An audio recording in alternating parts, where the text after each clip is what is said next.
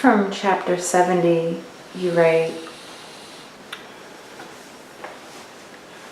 the pure transcendent state of reality is above or beyond the happiest heavens and the heaviest hells altogether.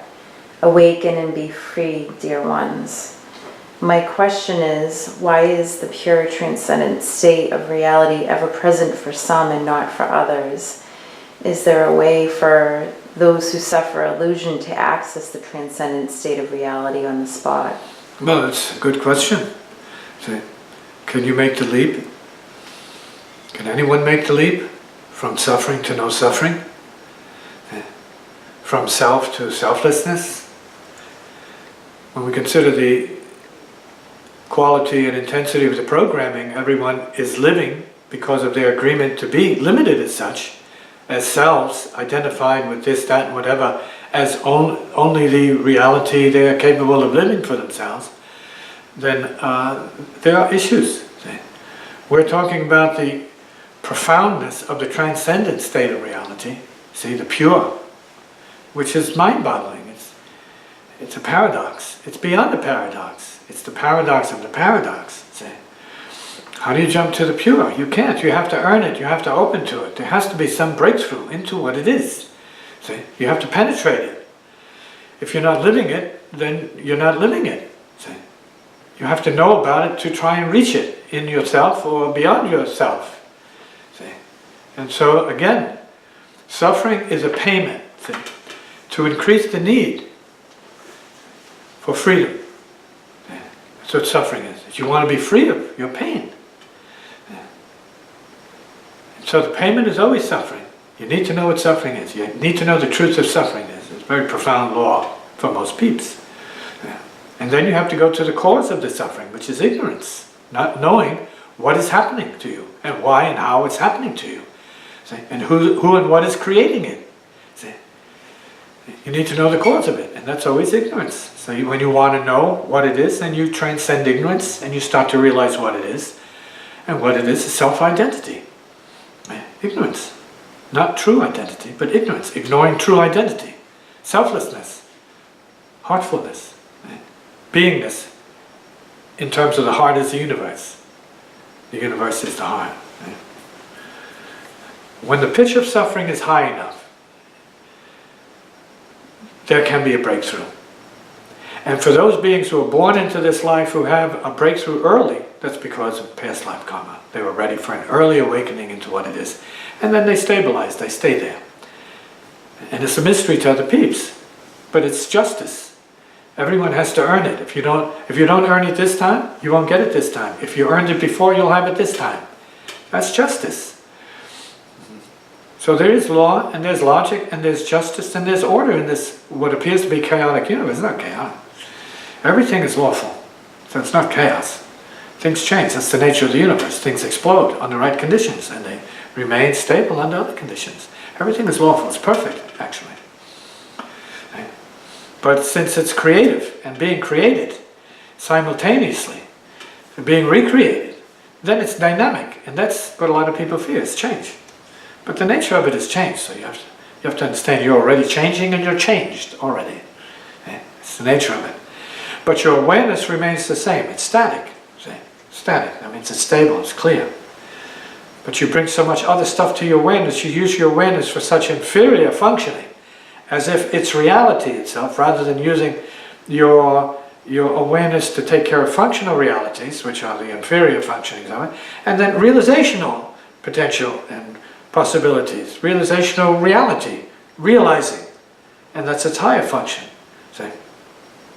That's a superior functioning. Right?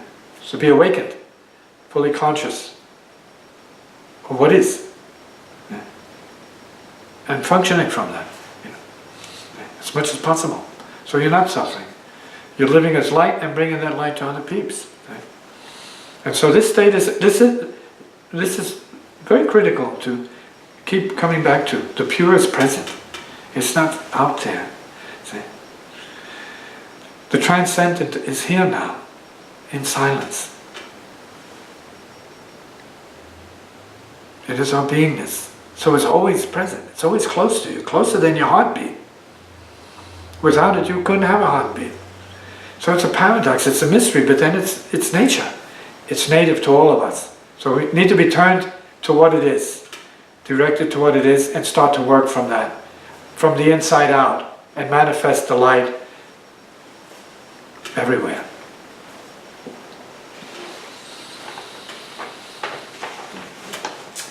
From chapter 70, right? It is most certainly wisdom rather than religion which moves incarnated beings to pray or contemplate prior to the act of sleeping or traveling, since the sleep state opens up the inner consciousness which responds quite strongly to heartfelt thought, influences, suggestion, petition, or command. My question is, are you suggesting that it's good practice for one to pray before they sleep? If so, do you have any recommendations for prayers or mantras that could be utilized for the beginner practitioner prior to falling asleep at night? Well, that can come from the individual. You have to maybe offer a fervent wish, say, to be healed. You sometimes have to ask for it. You're asking yourself for it. You do have a higher self. And so you need to ask yourself for healing. If you say, oh Lord, please help me to be healed. See, help me to get over these trials and these troubled times. Help me to get over my suffering. See, you're asking yourself to do it. So there's a circle. See, there's a circle, there's a circuit. You are higher self, you are lower self, you are middle self, you are transcendent self, see? All together at once. So it's good to put it in speech, because then you're asking, it's not you asking, see? Yeah. And that's why you need to understand, sometimes you have to call out for what it is. That's what you were given the voice to do. You're calling to yourself, but sometimes you have to call to yourself very loudly. See? You have to shout out your own name to wake yourself up. And so if you put these wishes in, yes, they can help. Mantras, it's a repetition of ideas, can help. Because sometimes the mind is so bent and programmed bent on and programmed to condition your body-mind, see, by what it's thinking, that you need to break that down. So what we have in ancient native practices and yogic practices is chanting. See, exhaling with sound. See, that immediately, directly calms the brain. Shu, ah, e, o, all of these things. See. Space, awareness, see, creates alpha wave energy. It calms the brain. Okay. You need to recover your sense of the light of space, the space of light in your being. See? Instead of a finger, you see space of light. Instead of a hand, you see space of light. You say, no, that's a hand. No, it's a space of light. See? Instead of a face, see the face of light. So it's the light, see, of itself. Space. Face, body of light, not just body of self, it's a body of light. See? The chair in the building, this room of light. See? You go into its original nature, see? What it really is. See? See? As atomic, etheric, spiritual, electrical energy, electricity. See? That's what it is, space of light, the light of space, etheric space. And this is practice. So when you're going to sleep, say, I am space of light, and I want to awaken the space of light. Please help me to realize my space of light nature. You're asking yourself for it, but you have no choice. Every request is always to you. You say it's to God, well that's good, because God is in you. Everything and everyone is in you as well. The universe is in you. The kingdom is in you. There's no question. The person who said that had no doubt about it. The person who said it was an authority on it. And so you need to be your authority on that, see? Because you are the kingdom within. But you have to start acting like you know what that is.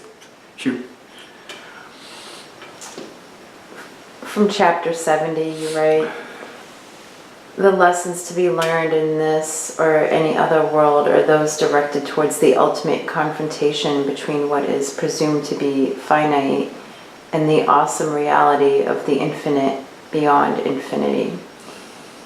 My question is, are you saying that the dream state is potentially a place for learning and or an opportunity for one to recognize or potentially see beyond their self-limitation programs? Yes, we're always dreaming, by the way. It's an ongoing process. You're dreaming as a body right now. When you go into sleep, you're dreaming as another body. Within that dream, you can have another dream of being in another body. You can be in other bodies. So it depends on the extent of your need to know and be other bodies. Because you are the universe, so you can be all bodies. See? If your imagination and your function relative to the imagination was such, then you would be all bodies. You would not be your body, you would be nobody. Nobody is all bodies. See? Not just your body. So the dream thing is really an important factor if we're talking about learning. Much learning comes through the dream, but then we're talking about another level of learning, because you have earth learning and then you have spiritual learning. You have earth plane lessons and then you have subtle plane lessons. And all of these are just as valid and functionally appropriate as the other.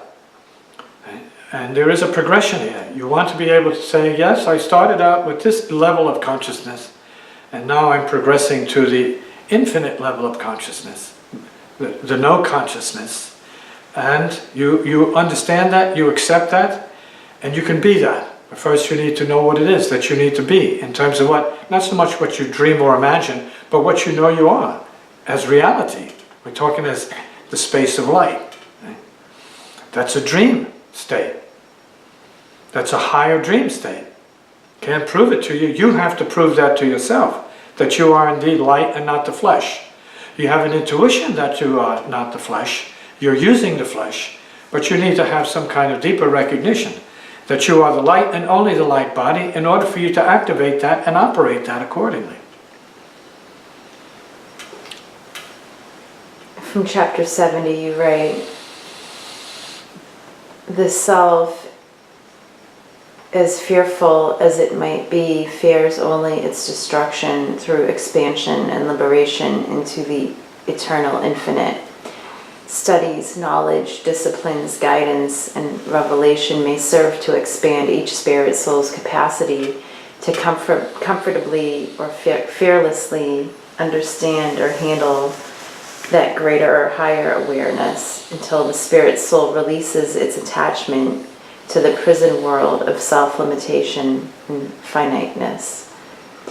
My question is, are you saying that at the self level, the root of all fear is change and growth? Yes. Okay. But not only that. Okay. Talking about fear in terms of self-limitation. Self-limitation is fear. Self-liberation is fearlessness. See? Recreation and expansion of awareness. Liberation of self. See? Or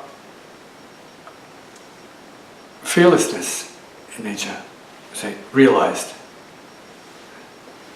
Recreation is a concept. Transformational practice or purificational practice is verily the proof and evidence of the recreation process. That you can start out of unconditioned, as you did, with a certain set, let's say, standard of fear, anxiety, depression, and suffering, as everybody is, relatively speaking, and maybe repressed so that they can function in society. They're not awakened beyond that, because they all have the same games and the same neuroses and the same problems. They all have the same fears. So they're all living the same karma. See? So once we subject ourselves to the burn of liberation, see, and the fire and heat of purification, that means knowing you are subject to conscious recreation. See? Conscious, scientific recreation. See? From suffering into, let's say, joyousness, see? Through practice. See? Once you are into that process, see, then you are fearless, and you become beyond fearless. You become true. True heart. Be. So is this fear hardwired into everyone at birth, or is it more or less prevalent depending on one's family or blood karma or astrological chart? Well, it's wired by blood, let us say. But nobody is that, but yet we have to deal with that because you have the body. So that's your vehicle, that's your vessel, that's your machine. See? See? That's what your channel is. See? The body. See? Your medium is the body. The body-mind is your medium.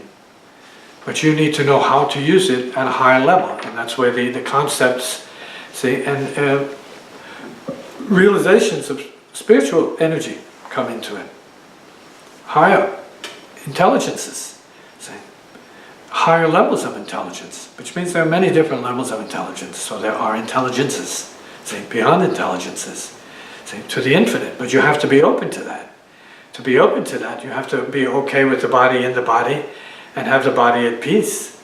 And then so you can become more, let's say, resonant with the expansiveness of consciousness, awareness. Then you're starting to exercise your right to the idea and then the practice of the heart is the universe is the heart.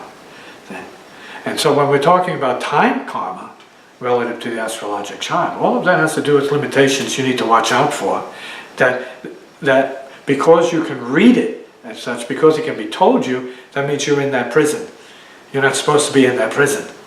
But what astrology reveals, and what I call time mastery, I mean, which you need to master and not be subject to, is that, yeah, there's a system of understanding it well enough that there's a perfect system. It is given that way, so that you can start to see yourself beyond that system. But the reason for the system is to enter the resonance of creative potential. See? By being aware of the cycles of creation, the phases of creation, you can start to master creation. Because you're becoming conscious and cognizant of it enough to let it go. Yeah. So in other words, you're putting it to sleep. But if you're not aware of it, then it has you asleep. And your potential is never realized because you think your sleep state, or unconsciousness, or your unenlightened state, your state of self-suffering, is the real state because that's all you know. That's all you're willing to know. Right? And so everything's depending not so much on just birth. Yes, sometimes it's birth, sometimes it's time, sometimes it's your energy, sometimes it's your physical body, sometimes it's your emotions.